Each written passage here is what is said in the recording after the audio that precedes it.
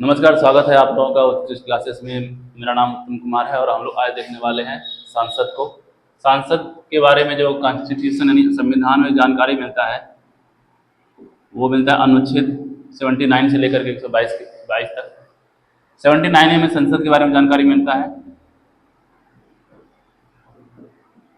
तो बेसिकली हम संसद के बारे में जानते हैं कि संसद क्या है, क्यों जरूरी है और इसे क्या क्या विशेषता है, क्या क्या पावर है। थोड़ा बहुत इसके बारे में बेसिक जानते हैं संसद होता क्या चीज़ है। तो संसद का अगर कोई जननी पूछे कि जननी सबसे पहले संसद का यूज कहाँ किया गया, तो ब्रिटेन में किया गया है। संसद का जननी जो है वो ब्रिटेन है। लेकिन अगर कोई पूछे कि शब्द के बारे में कि शब्द जो है संसद यानी पार्लियामेंट कहाँ से आया है, तो वो है फ्रांस। हिंदी में भी फ्रांस लिखते हैं, ठीक है। फिर दो बेसिक चीज हो गया संसद के बारे में, क्या जननी ब्रिटेन, शब्द फ्रांस, और ये अनुच्छेद 79 में मिलता है यानी 79। ये क्या लिखा है, अनुच्छेद, ठीक है। तो संसद जो हमारे देश में सबसे पहले आया वो आया इरविन, जो हमारे वायसराय थे 1921 से 1927 तक। इसके समय में आया था संसद सबसे पहले। और सबसे पहला जो आम चुनाव हुआ 1951 से 1952 में आम चुनाव हुआ था। तो सबसे पहले निर्वाचित संसद जो बना, निर्वाचित संसद का जो गठन किया गया वो अप्रैल 1952 में प्रथम निर्वाचित संसद का गठन। निर्वाचित संसद का गठन कहने का मतलब क्या है कि जो हम लोग इलेक्शन होता है जिसमें लोग मेंबर ऑफ पार्लियामेंट्स को चुनाव के दौरान जिता के भेजते हैं, तो वैसे ही चुनाव जो हुआ था पहली बार कब हुआ था, 1951 से 52 के बीच में चुनाव हुआ। और 1952 में अप्रैल महीने में सबसे पहला निर्वाचित संसद बना। भारत का संसद जो बना हुआ है उसमें दो नाम फेमस है, दो नाम ज़्यादा लिया जाता है, ल्यूटियन एंड बेकर। इसको पढ़ेंगे। और ल्यूटियन और बेकर इन दोनों ने भारत का संसद का निर्माण किया। भारत का संसद भारत में इसलिए क्योंकि भारत ये सर्वोच्च विधायी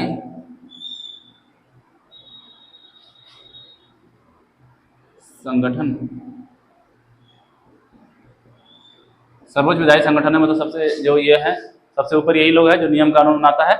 इसके ऊपर नियम कानून बनाने वाला कोई नहीं है, बस चेक कर सकता है सुप्रीम कोर्ट, एग्जीक्यूटिव मतलब की कार्यपालिका, ये सब चेक कर सकते हैं। लेकिन जब भी नियम कानून बनाना हो, पास करना हो, कौन है, संसद ही है।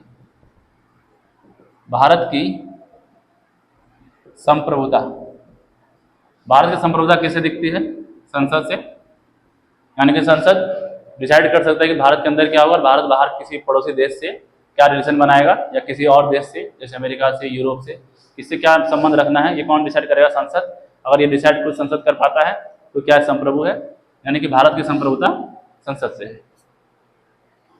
इसके बाद अगर मान लो कोई अंतर्राष्ट्रीय संबंध बनाना है, अंतर्राष्ट्रीय संबंध, ये भी किसके पास अधिकार है, संसद के पास। और इसमें एक और चीज है कि बिना उस राज्य के अनुमति के, बिना उस राज्य की अनुमति के कहने मतलब क्या है, राज्य कहने मतलब है जैसे मान लो किसी आदमी को सीमा पर कुछ जमीन का लेन देन करना है, बदलाव करना है थोड़ा बहुत, तो उसको किससे, सांसद वो कर सकता है। लेकिन जो राज्य से वो जमीन बिलोंग कर रहा है उस राज्य के बिना परमिशन। जैसे बंगाल में हुआ, बांग्लादेश के साथ कुछ जमीनों का लेन देन हुआ, हमारा हिस्सा आप रखेंगे, आपका हिस्सा ये हमारे पास आएगा, उसका हिस्सा हुआ। लेकिन बांग्लादेश के मुख्य जो मिनिस्टर हैं उनसे कोई परमिशन लेने का जरूरत नहीं है। ये हो गया अंतर्राष्ट्रीय संबंध, इतना संसद के पास पावर है। इसके अलावा संसद के बारे में जानकारी किसे मिलती है, अनुच्छेद 79 हमने देख लिया। अगर कोई पूछे इसका अंग कौन कौन सा है, तो इसके अंग हैं लोकसभा, राज्यसभा, राष्ट्रपति। लेकिन अगर कोई पूछे सदन कौन कौन सा है, तो संसद के दो ही सदन, लोकसभा और राज्यसभा, ठीक है। संसद के कितने सदन हो गया, दो। ये संसद है, ये मान लो संसद भवन, और ये इधर लोकसभा, और ये राज्यसभा। लोकसभा की जानकारी अनुच्छेद 81 से, और राज्यसभा की जानकारी 80 से, और संसद की जानकारी 79। ठीक है, ये हमारा गया सदन। जो भी संसद के मेंबर्स होते हैं, सदस्य, जो भी संसद के सदस्य होते हैं उनको क्या कहते हैं? सांसद। सांसद दोनों के सदस्य, लोकसभा का भी हो या राज्यसभा का हो, दोनों को सांसद कहते हैं। अगर लोकसभा का सांसद है, सदस्य है, क्या कहेंगे? सांसद लोकसभा और सांसद राज्यसभा। ठीक है, ये हो गया। हम लोगों ने क्या देखा? अंग कितना है इसका संसद का? 3 अंग।